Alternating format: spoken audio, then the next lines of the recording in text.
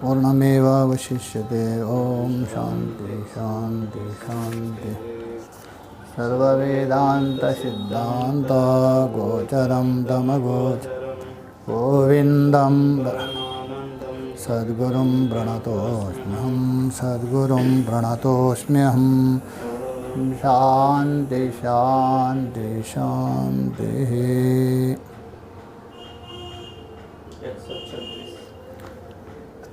तो यहाँ तक अनात्म पदार्थ है। तो अनात्मा पदार्थों का निरूपण हो गया। मतलब माया का गुण तीन, स्थूल शरीर और सूक्ष्म शरीर। माया हो गया कारण शरीर, तो तीनों का निरूपण हो गया। तो पहले कहा दिया था दृश्य और दृष्ट का विवेक करना। तो अभी तक दृश्य पदार्थ है, अनात्मा पदार्थ है, उनका निरूपण हुआ। उसके बाद उस दृश्य को प्रकाशित करने वाला जो दृष्टा है वही आत्मा है, वही ब्रह्मा है, उसका निरूपण करना है। ये दोनों तत्व हमारे शरीर में है। अभी तक जो निरूपण किया ना वो उसका नाम है क्षेत्र, और जो आगे निरूपण करने जा रहे हैं उसका नाम है क्षेत्रज्ञ, दृष्टा है। तो ये बता रहे हैं अत ते संप्रवक्ष्यामि स्वरूपं परमात्मनः यद्विज्ञाय नरो बन्धान् मुक्ता कैवल्यमश्नुते। अथ ते संप्रवक्ष्यामि स्वरूपं परमात्मनः यद्विज्ञाय नरो बन्धान् मुक्तः कैवल्यमश्नुते। अत का 8 अर्थ होते हैं। यहाँ जो अत का अर्थ है अनंतर। अब अनंतर किसके अनंतर? अभी तक अनात्मा का निरूपण किया, उसके अनंतर मतलब अब इस समय में ते बोल तो शिष्य को बता रहे, शिष्य तुझे, अर्थात आपने जो प्रश्न किया था जिज्ञासु बन करके 6-7 प्रश्न किया था ना पीछे, इसलिए तुझे जिज्ञासु तुझे ते संप्रवक्ष्यामि। देखिए संप्रवक्ष्यामि, प्रवक्ष्यामि का मतलब बताता हूँ,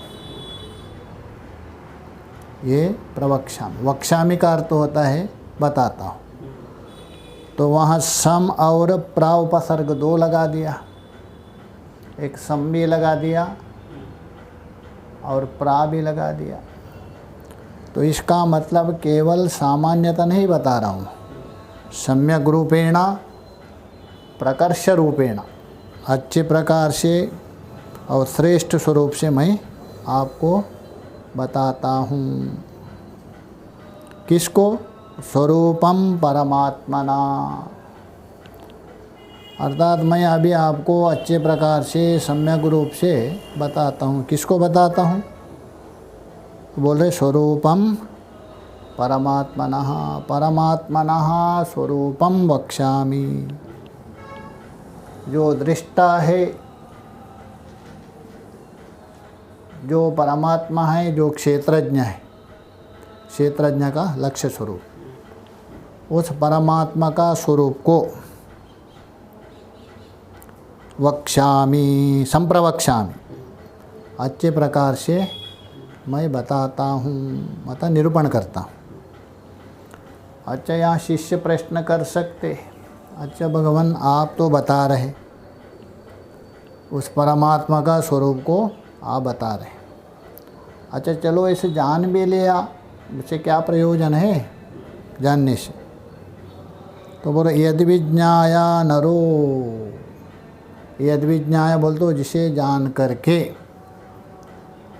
जिसे सुन करके, जिसे जान करके, जिसे अनुभव करके, नरो, नरो बोलते हैं साधक लेना, सभी नर लेना, जो साधक है, जिज्ञासु है, वो व्यक्ति। बंधाद, ये संसार रूप बंधन है जिसमें जन्म जन्मांतर में भटक रहे, अनेक प्रकार दुखों का अनुभव कर रहे, ऐसे जो बंध है, भवबंध, बंध का मतलब पीछे बताया था, ये भवबंध है। इस भवबंध से मुक्ता, मुक्ता बोल तो छुटकार पाता है, मुक्त हो जाता है। ये शरीर आदि ही बंधन का कारण है। ऐसा जो शरीर आदि है सब अनात्मा है, ये बंधन का कारण है, उससे मुक्ता। और मुक्त होकर होगा क्या? कैवल्यम अश्नुते, जो कैवल्य पद है, कैवल्य कहते मोक्ष को। मोक्ष का मतलब है सारे उपाधियों से रहित होना। स्थूल हो, सूक्ष्म हो, कारण, तीन उपाधि है, इन उपाधियों के साथ संबंध नहीं होना, ये कैवल्यम मतलब केवलस्य सर्व उपाधि वर्जितस्य भावा, केवल संपूर्ण उपाधियों से रहित ऐसा जो मोक्ष स्वरूप है उसको प्राप्त करता है। किससे? इस बंधन से मुक्त होने से। तो कैवल्यम अश्नुते, तो कैवल्य को प्राप्त कर सकते हैं। इसलिए मैं परमात्मा का स्वरूप आपको बता रहा हूँ, उसी का ही बता रहा है कि पहले, सबसे पहले परमात्मा है, उसमें क्या प्रमाण है? तो इसलिए वो असत्वाबाद आवरण है, परमात्मा नहीं है करके उसको हटाना चाहिए, उसके लिए बता रहे हैं। अस्ति कश्चित् स्वयं नित्या महं प्रत्ययलम्बनः अवस्था त्रय साक्षी सन् पंचकोश विलक्षणः। अस्ति कश्चित् स्वयं नित्यमहं प्रत्ययलम्बनः अवस्थात्रय साक्षी सन् पंचकोश विलक्षणः। स्वयं कश्चिदस्ति, कश्चिद स्वयं अस्ति, कोई स्वयं नित्य पदार्थ है। पहले परमात्मा है ये बता रहे हैं, इसलिए बता रहे हैं। अस्ति, अस्ति बोल तो है, कश्चिद, कश्चिद बोल तो ये बता नहीं सकते अभी तक। कोई एक स्वयं नित्य पदार्थ है, क्योंकि उसी के द्वारा ही सब हो रहे, अन्यथा संभव नहीं है। वो यदि ना होता तो इनमें हलचल नहीं मच सकता है, शरीर में भी क्रिया नहीं हो सकती। इसलिए कश्चिद स्वयं अस्ति, ऐसा कोई स्वयं नित्य पदार्थ है। वो कैसा है?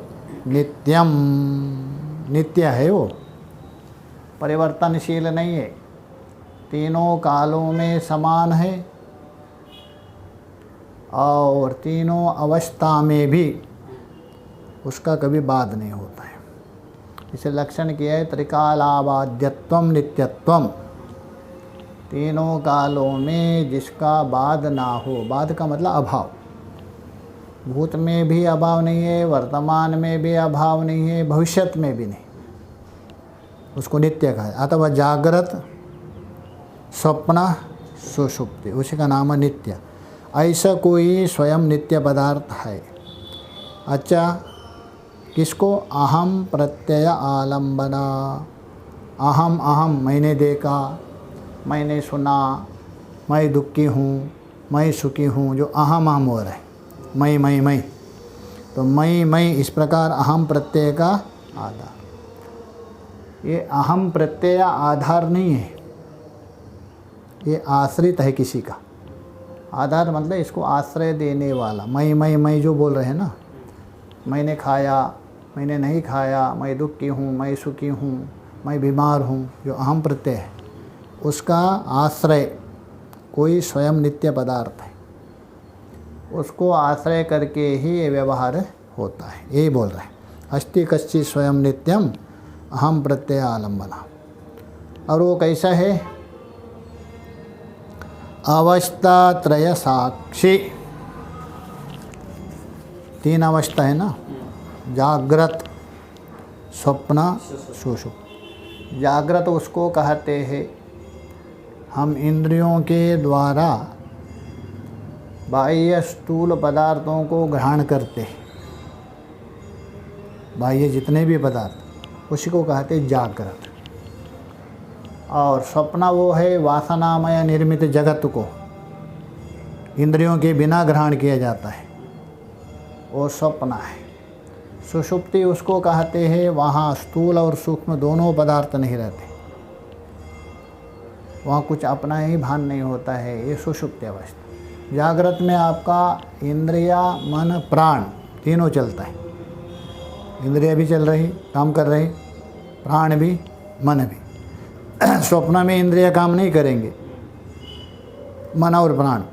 सुषुप्ति में मन भी नहीं करेगा, केवल प्राण, वो सुषुप्ति। इसलिए हम बता रहे तीनों का साक्षी है।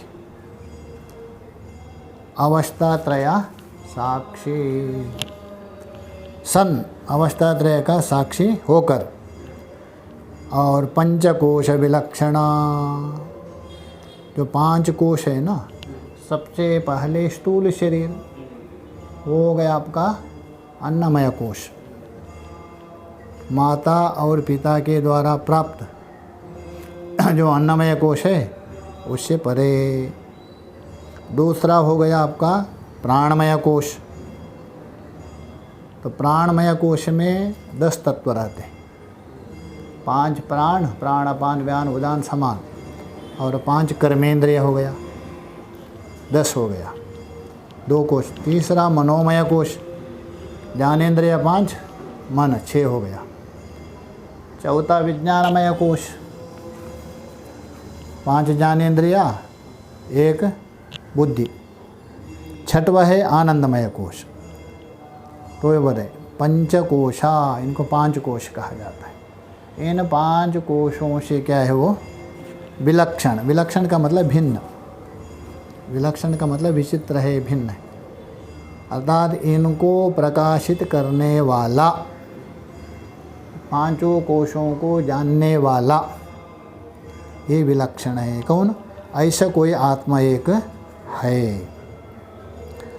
आगे जो बता रहे, जो जागृत, स्वप्न, सुषुप्ति 3 अवस्था, बुद्धि और उन वृत्तियों को होने पर भी अथवा ना होने पर भी, बुद्धि वृत्ति हो तभी भी प्रकाशित करेगा वो, ना हो तभी भी प्रकाशित करेगा। जैसा कोई सा नाटक होता है, नाटक में जो लगाते हैं मर्क्यूरी आदि बड़े बड़े लाइट, वो लाइट है, नाचने वाले है, रहे तो भी प्रकाशित करेगा, नाचने वाले नर्तक ना हो तभी भी प्रकाशित करेगा। ऐसा ही वो चैतन्य है ना, ये होने पर भी नहीं होने पर भी प्रकाशित करता है, उसको बता रहा है आगे का श्लोक। यो विजानाति सकलम जाग्रत स्वप्न सुषुप्तिषु बुद्धि तद्वृत्ति सद्भावा मभावा महमित्ययम्। यो विजानाति सकलं जाग्रत् स्वप्न सुषुप्तिषु बुद्धि तद्वृत्ति सद्भाव भावमहमित्ययम्। मभावमहमित्ययम्। यो बोल तो जो, वहाँ अन्वय आ गया। जागृत स्वप्न सुषुप्तिषु, जो जागृत अवस्था में, स्वप्नावस्था में और सुषुप्ति अवस्था में, तीनों में, तीनों अवस्था में। इसलिए वहाँ भगवान भाष्यकार जी ने कहा दिया है, जागृत स्वप्न सुषुप्तिषु स्फुटतरा या संविद उज्जृंभते करके तीनों में प्रकाशित करता है। तो इसलिए यो जागृत स्वप्न सुषुप्तिषु, जागृत अवस्था, स्वप्नावस्था, सुषुप्ति अवस्था में सप्तमी, सभी में। बुद्धि तद्वृत्ति सद्भावा भावम अभावम। बुद्धि मानो बुद्धि, बुद्धि और उसकी वृत्ति, बुद्धि की वृत्ति, जो बुद्धि जिसके साथ संबंध होगी वैसे बनेगी वृत्ति। घट के साथ हो तो घटाकार, पट के साथ हो तो पटाकार। तो दो ले रहे, एक बुद्धि हो गई, बुद्धि की वृत्ति। वृत्ति का मतलब है जो बुद्धि परिवर्तन हो जाती है, उसी का नाम वृत्ति। वस्तु को देखकर वस्तु का आकार धारण करती है, कौन? हमारी बुद्धि। तो वस्तु का आकार धारण करने का नाम है वृत्ति कहते। अंदर जब तक है वो बुद्धि है, बाहर विषयों के पास जाकर परिवर्तन होती है वो वृत्ति होती है। इसलिए दो बता रहे, बुद्धि तद्वृत्ति और उस बुद्धि की वृत्ति। वो क्या है? सद्भावा होने पर भी, बुद्धि हो अथवा बुद्धि की वृत्ति हो, बुद्धि हो अथवा बुद्धि का वृत्ति ना भी हो, दोनों बता रहे हैं। सद्भाव बोल तो होने पर, और अभावम, अभावम बोल तो ना होने पर, हो या ना हो दोनों। जैसा इस कमरे में खाली जगह है, आकाश कहते, हम होने पर भी वो रहेगा, ना रहने पर भी आकाश तो रहेगा किसी को भी। वैसे ही बुद्धि हो, बुद्धिवृत्ति हो, और बुद्धि और बुद्धिवृत्ति ना होने पर भी, ये सद्भावम और अभावम, असद्भावम, होने पर ना होने पर। अहम इति अयम, अहम भाव से स्थित हुआ जानता है। अहम अहम बोल तो अहम जानामि, अहम न जानामि। इस प्रकार अहम भाव में स्थित होकर वो जानता है, होने पर भी नहीं होने। यद्यपि उस आत्मा में अहम भाव नहीं है, इसके साथ संबंध होकर अहम, मैं जानता हूँ मैं नहीं जानता हूँ करके, तो उसी को ही स्पष्ट कर रहे हैं। वो तत्व कैसा है? जो श्रुति वाक्य है, केन उपनिषद, अर्थात जिसको चक्षु नहीं देख सकता है, जिसके द्वारा चक्षु देखता है, जिसको वाणी विषय नहीं कर सकती है, जिसके द्वारा वाणी बोलती है, ऐसा जो तत्व है उसको बता रहे हैं आगे के श्लोक में। यह पश्यति स्वयं सर्वं यं न पश्यति कश्चन यतश्चेतयति बुद्ध्या बुद्ध्यादिं